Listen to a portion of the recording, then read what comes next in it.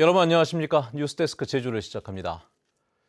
일본의 후쿠시마 원전 오염수 방류가 임박하고 있지만 정부는 뾰족한 대책이 없고 여야 간 정치 공방만 치열해지고 있는데요.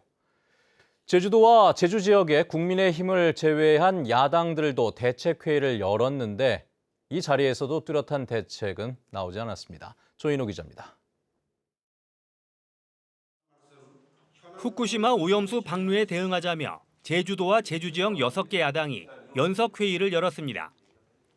먼저 제주도가 오염수가 방류되면 어떻게 대응할 것인지 계획을 설명하자 방류까지를 가정해서 관심, 주의, 경계, 심각 등 4단계별로 세부 대응 계획을 수립하였습니다. 야당 대표들은 제주도가 오염수 방류를 기정사실화해서 사후 대책만 세우고 방류를 막을 사전 대책은 세우지 않는다고 비판했습니다. 어떻게든 사전에 막아야 한다라는 절박함이 있는데 방금의 발표를 듣고서는 과연 도민들은 이 제주도정의 이 방향에 대해서 얼마나 실망하실까 저는 정말 우려할 수밖에 없고요. 마련해 놓은 돈으로 피해를 입는 분들이 확인되면 돈으로 해결하겠다 이렇게 얘기하는 것 말고는 사실 대책이 없는 것 같아요. 제주도와 어민단체는 지방자치단체가 일본 정부의 방류를 막는 데는 한계가 있다며 사후 대책도 세워야 한다며 맞섰습니다. 방류할 걸 기정사실화해서 하는 거 아니냐라고 하지만 그러면 방류를 했을 경우에 대책을 아예 만들지 않아서 도민들에게 사전 준비도 하지 말아야 되는 것인가라는 것은 저는 의심스럽습니다. 방류 안 하면 가장 좋은데 방류를 했을 때는 어떻게 할 것이냐. 어떻게 도민의 안전을 구하고 도민을 어떻게 지켜나갈 것이냐. 도행정이 당연히 해야 되는 거 아닙니까? 정치 왜 하십니까? 뚜렷한 결론 없이 공방만 오가자 분야별로 초청된 전문가들은 발언 기회도 얻지 못한 채 회의가 끝나기 전에 자리를 뜨고 말았습니다. 후쿠시마 오염수가 오는 7월 방류될 경우 내년 초에는 제주에 도착할 것으로 예상되지만 정부도 제주도도 뚜렷한 대책을 내놓지 못하고 있는 사이에 도민들의 불안감만 높아지고 있습니다. MBC 뉴스 조은우입니다. 공항이나 항만에서는 장애인 주차구역 근처에서 주차를 방해하더라도 단속이 이루어지지 않고 있는 현실을 어제 보도해드렸었죠. 제주시에서는 단속 규정이 없어 단속을 못한다고 하는데 다른 지역에서는 단속이 이뤄지고 있다고 합니다. 어떤 사연인지 이소연 기자가 보도합니다. 제주공항 장애인 주차장을 버젓이 막고 있는 차량들. 주차를 방해하면 50만 원의 과태료를 부과한다는 현수막에도 아랑곳하지 않는 이유는 단속을 하지 않기 때문입니다. 제주시는 단속을 할 법조항이 없다는 입장. 장애인 편의 증진법에는 장애인 전용 주차장을 설치하고 이를 단속해야 하는 공공장소에 공항 같은 운수시설이 빠져 있다는 겁니다. 우리가 공항이나 항만이나 우리 시외버스 터미널 같은 부분에 있어서 주차 전용 구간에 방해해서 세워놓은 차에 대한 저희가 단속 규정이 지금 미비한 상태입니다. 그러나 다른 지방자치단체는 상황이 다릅니다. 같은 법을 두고 다른 해석을 하거나 단속을 할 다른 법이 있다는 이유에서입니다. 교통약자는 볼 필요가 없죠. 명시가 주차 구역이잖아요. 구역 범위 있는 주차장 안에 있는 걸 단속하는 거기 때문에. 장애인편의법 있잖아요. 그거를 기준으로 과태료는 부과하는 거고. 국토교통부는 문제를 알고 있지만 지난 2015년 관련 법이 개정된 후 8년 동안 바뀐 건 없습니다. 저희 교통약자법에는 그게 없어요. 그래서 이거는 저희가 법 개정을 추진을 하려고 검토하고 있는 사항이에요. 근데 왜 없는 거예요? 법이 그렇게 발의가 안 되었으니까. 사실상 주차 방해 행위가 허용되는 상황 속에 장애인들의 불안과 불편은 커져가고 있습니다. 휠체어를 타고 내리면은 이제 또 이동 동선도 확보를 해야 되는데 주차를 방해하는 행위들이 이동권의 확보에 문제가 생긴다고 생각을 합니다. 허술한 법률뿐 아니라 지자체마다 해석이 엇갈리면서 장애인들의 권리와 이동권만 침해받고 있습니다. MBC 뉴스 이소연입니다. 타이완 관광객들이 탄 전세버스와 25톤 덤프트럭이 충돌해 승객 30여 명이 다쳤습니다. 자칫 대형 인명피해로 번질 수 있는 상황이었는데 다행히 안전벨트를 모두 착용해 큰 부상은 없었습니다. 김하은 기자입니다. 직진하던 관광버스 옆으로 덤프트럭 한 대가 돌진합니다.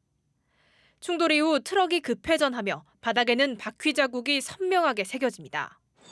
버스 유리창은 산산조각이 났고 옆면은 심하게 찌그러졌습니다. 철제 표지판은 아예 바닥으로 누워버렸습니다. 사고 현장에는 화물차와 버스에서 튕겨나온 유리 조각과 잔해물들이 곳곳에 흩어져 있습니다. 사고 당시 충격으로 버스 파편이 덤프트럭 앞에 그대로 박혔습니다. 사고가 난 시각은 오늘 오전 10시 반쯤. 제주시 조천읍 선화교차로에서 25톤 덤프트럭이 교차 운행하던 관광버스 옆을 들이받았습니다. 갑자기 그냥 벼락치는 소리가 엄청 크게 났어요. 소리가 엄청 컸어요. 사람들 나와서 웅성웅성하고 막 모여 있었죠, 자기네끼리. 이 사고로 버스에 타고 있던 운전기사와 승객 30여 명이 다쳐 병원으로 옮겨졌는데 큰 부상은 없는 것으로 전해졌습니다.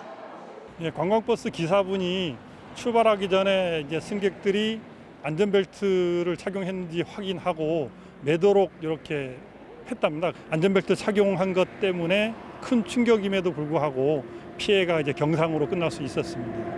경찰은 50대 덤프트럭 운전기사가 신호를 위반해 사고를 낸 것으로 보고 해당 운전자를 입건해 조사하고 있습니다.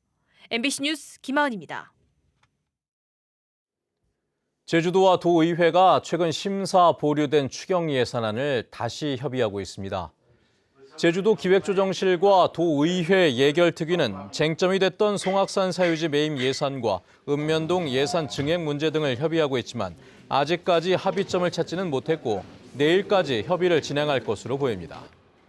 도의회는 내일 오후 의장과 상임위원장 간담회를 열어 협의 결과를 보고받고 추경 예산 처리를 위한 원포인트 임시회를 열 것인지 최종 결정할 예정입니다. 제주도가 포괄적 권한 이양을 이끌어내기 위한 공론화 작업을 시작했습니다. 제주도와 한국지방자치법학회 등은 국회에서 정책 토론회를 열고 2006년 제주특별자치도 출범 이후의 성과를 공유하고 포괄적 권한 이양의 필요성과 법리적 방식 등을 논의했습니다. 제주도는 이번 토론회에서 논의된 제언을 연구 용역에 반영해 특별법 전부 개정안을 마련할 계획입니다. 제주에서 생산부터 유통까지 농산물 수급을 자율 조절하는 생산자 중심의 전담기구 설립에 대한 법적 근거가 마련됩니다. 제주도는 다음 달 13일까지 제주농산물수급관리연합회 설립 지원과 수급관리센터 설치 등을 담은 관련 조례를 입법 예고한다고 밝혔습니다. 제주도는 입법 예고를 마친 뒤 다음 달 검토를 거쳐 제주도 의회에 제출해 오는 7월 개회하는 임시회에 상정할 계획입니다. 지난해 제주를 찾은 내국인 관광객들의 신용카드 소비 금액이 역대 최대치를 기록했습니다. 제주관광공사에 따르면 지난해 내국인 관광객 카드 소비 금액은 3조 2,780억 원으로 신용카드 매출 빅데이터를 수집한 2014년 이후 가장 많았습니다. 또 연간 1,000억 원 이상 소비 지역은 2014년 4개 동에서 지난해에는 11개 읍면동으로 늘어 관광객들의 소비가 도내 전역으로 확대된 것으로 나타났습니다. 제주 지역의 1분기 출생아 수가 역대 최저치를 기록했습니다. 통계청에 따르면 올 들어 지난달까지 제주 지역의 출생아 수는 902명으로 지난해 같은 기간보다 9.3% 감소했고 1분기 기준 역대 최저치를 경신했습니다. 1분기 합계 출산율은 0.93명으로 지난해 같은 기간보다 0.1명 줄어 작년 2분기부터 계속 1명을 밑돌고 있습니다. 제주도는 15분 도시 제주 정책에 대한 도민 참여단 워크숍을 6개 권역별로 12차례 진행해 의견 수렴을 마무리했다고 밝혔습니다. 동지역에서는 돌봄과 공영 주차장, 공원이 필요하다는 의견이 많았고 읍면 지역은 의료와 교육시설이 필요하다는 의견이 많았는데 스포츠와 문화시설은 공통적으로 선호도가 높았습니다. 도민 참여단의 의견은 15분 도시 기본계획 용역에 반영됩니다. 평화로와 애조로 등 상습 정체 도로의 개선 방안이 추진됩니다. 제주도 자치경찰단은 평화로 무수천 교차로의 셋길에 신호등을 설치하는 개선 방안을 시뮬레이션한 결과 지체 상황이 호전돼 7월부터 적용할 예정이라고 밝혔습니다. 뉴스데스크 제주였습니다. 여러분 고맙습니다.